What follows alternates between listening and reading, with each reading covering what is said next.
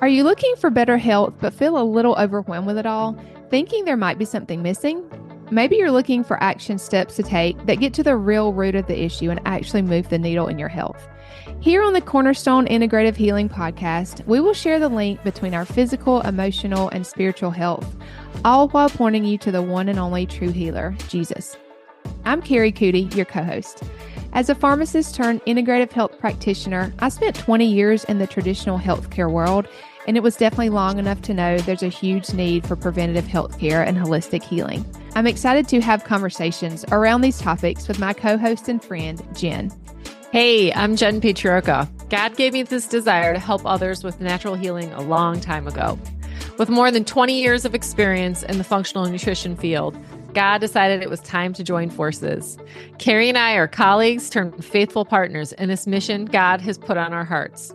A mission for true healing, one that encompasses an integrative approach. With Jesus taking the lead, our aim is to point you toward Him as we help you peel back the layers. Through conversations, you can expect straightforward information on holistic health topics that include physical, emotional, and spiritual action steps that will create real change in your health, and honest conversations around the ups and downs that can come with healing. It's time to have joy in your life again and the energy to do all that God has called you to. Be sure to subscribe for new episodes every Monday. Hello and welcome back into the podcast. It's Kari here, and I'm here with my co-host Jenn, and we are sort of wrapping up this series on creating a strong health foundation with this episode and the next. And we hope you've enjoyed it. If you're kind of just jumping in for the first time, you might want to go back and listen to all the episodes in this series because they kind of do build on themselves, I think, and they really all go together, obviously. We've been sharing about first the spiritual aspect of health and then emotional, and now we're on the physical. And I'm excited to talk about this one in particular because I've seen it be just really important for my own health and then health with clients. And I think Jenn could say the same, but we're going to talk about how to find rest and break the stress cycle. And I think this definitely encompasses the emotional and spiritual aspects too, and just kind of goes along with those. But, you know, the thing that I think about first when I just, I guess just looking back on my own journey, it really does take being actively seeking this. You know, it's not, if you just go the way of the world, it's just not going to lead you in the way of rest and less stress, basically. And so I find myself just constantly praying that the Lord would reveal to me how He wants me to just live my life. And a lot of times it's just so opposite of the way the world tells us to go. And so we hope we can just help you to think differently about this. You know, maybe, you know, when I first said what we're going to talk about, you're like, well, I just don't have time. I'm just busy. Right. And I get it. Like, we're all busy to a certain extent, and we could argue about who is busier. However, God does call us to this, right? He calls us to this way of life for so many different reasons. And it really does have such a profound effect on our physical health when we do take time to find rest and break the stress cycle. So, Jenn, you want to share any thoughts as we kind of kick this off? Yeah, no, I think you summed it up pretty well. But I think, you know, from personal experience, I didn't realize how much I think we live in that sympathetic, you know, that fight or flight. And it's not until you do slow down, do you notice even the health benefits. So if you are struggling to, and, you know, you're listening to this thinking there is no time, I promise there is. And, you know, like we said before, it can be something as just doing things more intentionally. I know they talk a lot about mindfulness, but what does that really mean? And that just means like just paying attention to what you're doing at the moment, doing it slower, not being in a hurry. And that has made a real difference for my physical health, for my sleep, for lots of things. So I think just being aware that our body is even in that sympathetic state, is huge. And then having the tools to bring us back into that parasympathetic or that rest stage, I think can be really good. I know a lot of women do use exercise, which we've talked about before. Exercise is great. And we definitely need movement. We just have to be careful that we're not overdoing the movement, because exercise, even though it is good stress, it's still stress. It's what they call eustress or good stress. So on the days that you are super, super stressed, maybe just the long walk would be better than, hitting the hit, or the bar routine. I know a lot of women like those. So I think that is something that, maybe that we can just pay more attention or tune into our body instead of just checking off the list, the exercise. What does my body need? What does my mind need today, where I'm at? Right. Yeah. And then using things throughout the day. I know, just with my training that I have used a lot of, just herbs, adaptogens that I'll talk about in a second, but even products specifically that have minerals and things that really support the stress response so that you stop the buildup of nervous tension during the day. And that's really important because I don't think a lot of us probably pause midday to sort of give ourselves a brain break, and, really just rest. In Europe, of course, they take 2 hours off in the middle of the day to eat and to rest. And I don't know why we don't do that. I can get down with that. Right? Sure. I could too. Mm-hmm. But I've used products throughout the day that really help with the buildup of nervous tension, just because that's my tendency, right? To kind of just get in that sympathetic mode. And I've also used adaptogens. I still use adaptogens to this day. I think they're super, super important because we're talking about stress and we're on the physical. Adaptogens are usually herbs. There are some foods too, herbs that help you just sort of adapt to stress better. It's like when you take adaptogens, it's like putting $1 in the savings bank so that when you are really stressed, you have that energy basically to adapt or to sustain you through the stress. Most of those are pretty popular. Ashwagandha is a big one. I know a lot of women have heard about ashwagandha before. And it's a beautiful herb, especially if, you are immune compromised. It's a really good herb. There's other ones that I like. I take Eleuthero. It's also called Siberian ginseng. Eleuthero is an amazing herb if you're super depleted. So chronic illness, you've been sick for a long time. Eleuthero's a really good one. Rhodiola is another big one that a lot of people hear about. Those are just a couple. And I think that if we can sort of keep ourselves from going into that exhaustion phase of the stress cycle, that would be huge. So there's kind of 3 stages of stress. There's that initial stage where your cortisol and your DHEA, those are your stress handling hormones, they both go up. And it's supposed to be really short term, right, Kari? Like it's you're supposed to, get out of the way of the saber-tooth cider, and then those hormones should sort of stabilize. But what happens is our brain, obviously, as we talked about in the past, can't differentiate between those immediate stress and things like job worries or child worries or financial worries. And so what happens is we stay in that stress response and we get into that phase 2. And that phase 2 is where cortisol DHA starts to drop off. This is where we might notice where our fatigue, our libido is waning. We might feel tired in the morning and then we get our second wind at night. Those are characteristic of that second phase and that general adaptation response. And then the last phase, of course, is where both cortisol and DHA fall on our flat line, and that's the exhaustion phase. That's like your chronic fatigue and fibromyalgia stage. And that's a really good overview of like, if you stay in a stress response for weeks, months, years, that's typically when you get the really extreme burnout.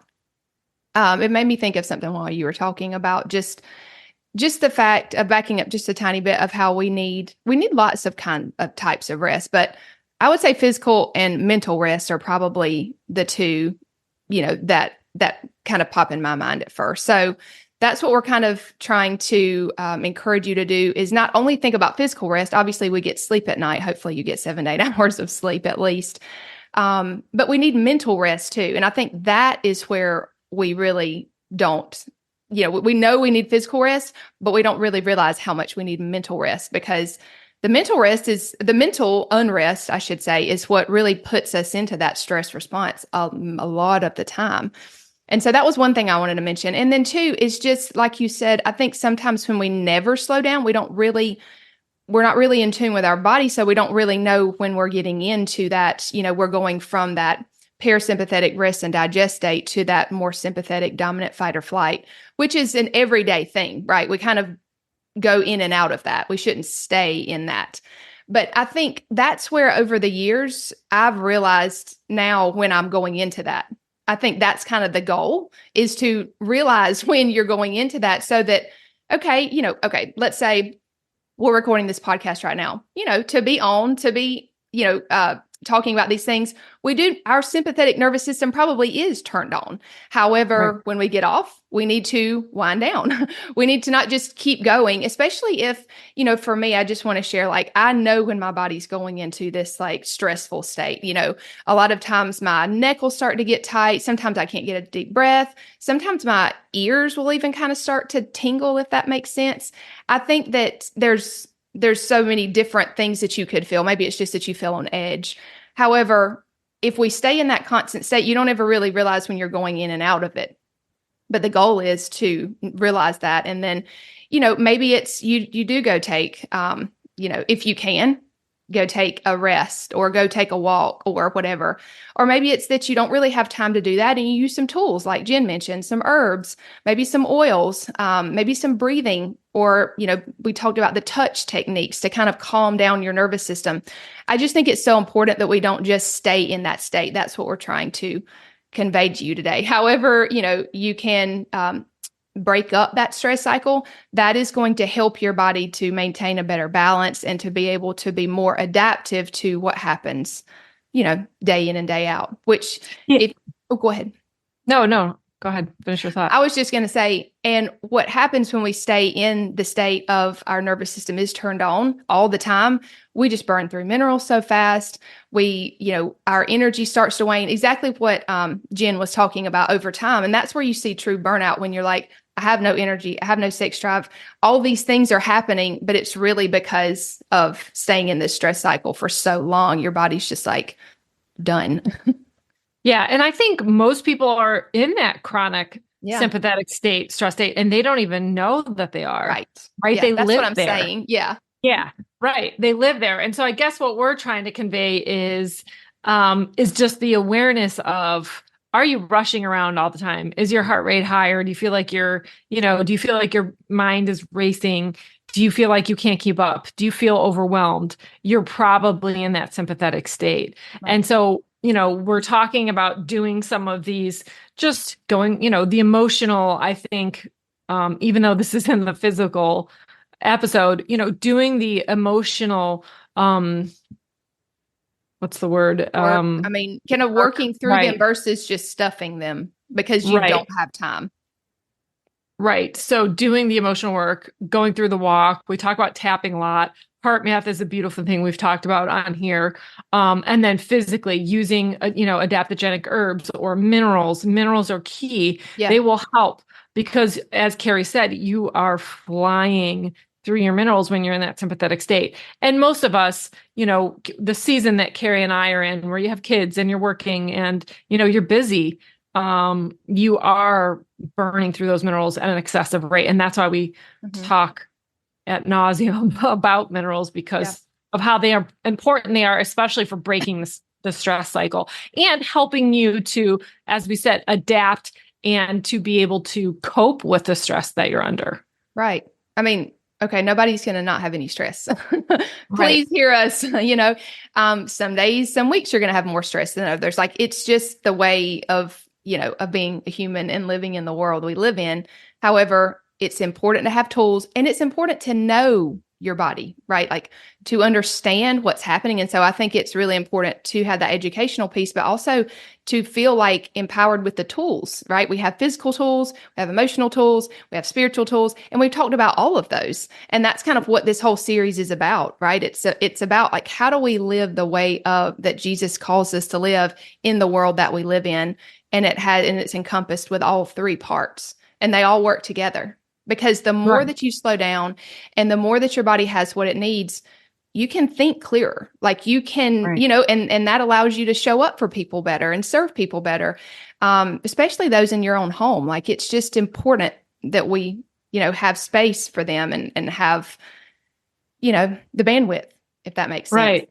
Right. And we're talking probably mostly about the emotional stress, but I want you to think about the physical stress too, because there are physical stressors, you know, chronic, underlying, subchronic, I should say, underlying infections, food sensitivities, Yeah. nutrient deficiencies, dehydration, extreme heat and cold, EMFs, radiation. Those are all environmental or physical stressors that we don't think about on a daily basis that we're all affected by. I mean, So, you chemicals know, would be another one. Chemicals or toxins. right, chemicals for Definitely. sure. Yeah. Yeah, that's probably the most pervasive just in our food supply Yeah. and with our lawns. So Mm-hmm. those are all physical stressors that we probably don't think about because a lot of you are like, well, my stress isn't that bad. You're thinking Right. probably emotional stress. So Right. don't forget about the physical stressors because those are huge. Yeah, definitely. And they just kind of all work together and they kind of compound on one another. So Correct. it's like we can't take away all stress in all these forms. It's just like how do we help our body adapt and how do we give it what it needs? Right. I think That's that's why what it's we're important. asking. Right. That's it, why it's important. If, you know, if you are listening and you are thinking like, well, my emotional stress is pretty much under control but I still feel super stressed. Mhm. It could be some of these physical things and Yeah. that's where working with somebody might be helpful. Or at least maybe someone can even just look at kind of a lifestyle thing to see where you might be exposed to some of these because they do make a difference. But I just wanted to go back, Kari, you were Mhm. talking about, you know, doing less in a day. I think that's something, you know, until recently, I think I just overbooked myself. I Yeah. expected myself to do too much in one day. And I Right. think expecting to do too much in one day is kind of what leads to the burnout. So Yeah. maybe for me, making lists and prioritizing what needs to get done and how I feel that day, right? Right. Sometimes you have more energy than others. You have Yeah. more get up and go. You have more bandwidth. And those days you might be able to accomplish more. But again, just tuning in, as we've talked about so many times. Yeah. And if it is a day where you don't feel like you're super energized, it could be the beginning of your cycle where Yeah. you don't have the That's true. physical energy that you normally would when estrogen's a little bit higher on maybe, you know, day 6 or 6, 7, or 8, 9, 10 of your cycle where estrogen's starting to peak and you feel, you Yeah. know, a little, you know, you're like, I feel like superwoman, you know, those hormones are kicking in. So Yeah. paying attention to where you are in your cycle, I think that's something that could be helpful too. And, you know, just prioritizing. For sure. Yeah, I'm glad you mentioned that because I do think our stress levels change, and then also like we've said about just all the different types of stress, and then we are more prone to being more sensitive to stress in certain times of our cycle, which, you know, being a woman is just it's a great thing, but it's just you have to be aware of these things. I think it's just being aware of it. It's not necessarily a negative thing at all. It's Right. truly just we're too daggum busy. And that's a choice. And I think that's another thing I just want you to consider. It's maybe you're sitting here thinking like, I literally don't know when I would fit in anything else. And I think we are giving you things that you can do that don't take really any extra time. It's just intention. However, if you do find yourself constantly just on the road or you know always doing something, you do have to think like what choices am I making that are leading to that. And we truly do always have a choice. It might be one that we have to, maybe it's, I don't know, I'm just giving you an example, maybe it's a job that's just too taxing. That won't change overnight necessarily, but it is something you can work towards and pray about. And you know, I just think sometimes we take what it take we look at our life and just think there's no way things are going to change. But I don't think that's true. I think that's a lie from the enemy, Yeah, absolutely. So I think just looking, you know, you know, 30,000 view would be to look at, are you overbooked? Are you taking time during the day to kind of slow down and be intentional, looking at your physical stressors, as I mentioned, the nutrient deficiencies, maybe some, chronic underlying infections, dehydration. Those are super important. Toxins, as Kari mentioned. Mm-hmm. And then, using, as we mentioned, some physical things that can really help, like adaptogens. There are minerals, certain minerals, and then the emotional things to help also. We talk about tapping and the heart math. So deep breathing and oils, those, even though some of them maybe fall into the emotional, they affect the physical. Yeah.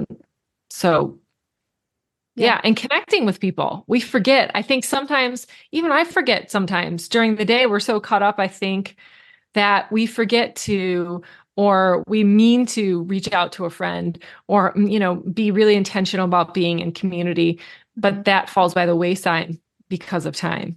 So I think making time for those conversations with friends or being in community can be super important for breaking the stress cycle. Yeah. And in the next video or podcast episode, wherever you're watching this, we are going to talk about more of the daily choices that come with the physical health. And so I do want to save one technique for that. It's really called the 3 anchors. It's something that you can kind of just look at your day and see how you can really set yourself up well and make daily choices that support your body and your mind and your spirit.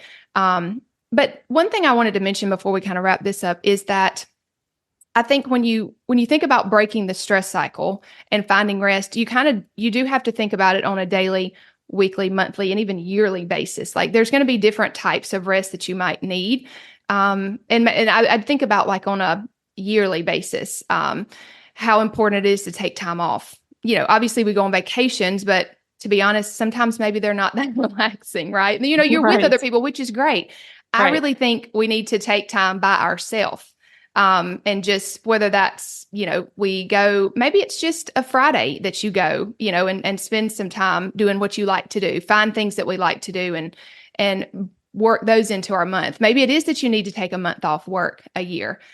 Speaking about, we've talked about this, how I encouraged Jenn to take a month off at the end of last year, and it was very hard to get her to do it. But I think that, well, you can speak to this, maybe that's really what helped you to realize how busy you were, is to take that time off. Do you think? Absolutely. Right. And you think that you have so many things to do that you have to get done. Mm-hmm. And when you slow down and really look at what do I have to do and what I want to do, those are 2 different things. But I love that idea, Kari. I love the idea of taking time off to do things that bring you joy. Again, I think it's something that we forget to do or push to the side because of time. Yeah. And I think taking time off to literally just do something you truly enjoy or you've been meaning to do or that you look forward to doing really can break massive stress cycles. So if you've been in a constant stress cycle, go out, take the day off and do something that you absolutely love that brings you joy. And disconnect from everything. I think that's one of the things that really helped me. Because I took, whenever I told Jenn I thought she should take a month off, and God reminded me, you can't tell her to do something that you're not going to do. So I did it too. And I took the whole month off social media, which again, that's more of like a mental, and seeing clients. That really helped me just to really unplug from everything, because I think in the past I had taken time off, but not from maybe that specifically, or it just maybe looked different. I think it's important to completely unplug. It's like that takes a lot of steps these days. Maybe it didn't, 100 years ago or even 20 years ago, but now it does seem to take more. It just takes more intention. And honestly, it's just a choice. It's always going to be a choice that we have. And we have to plan these things and stick to it, whether it's something that, we're planning to do once a year or once a month or whatever. And it really is a choice every day when you get up. Are you going to walk in the flesh? Are you going to walk in the spirit? Are you going to choose to honor what your body is saying, or are you not going to choose? Are you just going to keep going because your to-do list is one thing, but your body's telling you another thing? So we hope that this is encouraging, because this is just life, right? These are things that are not going to go away. And we've seen it just make a massive difference physically, emotionally, spiritually, with us. And so we hope you're encouraged as well. Thanks for joining us. We'll see you on the next episode.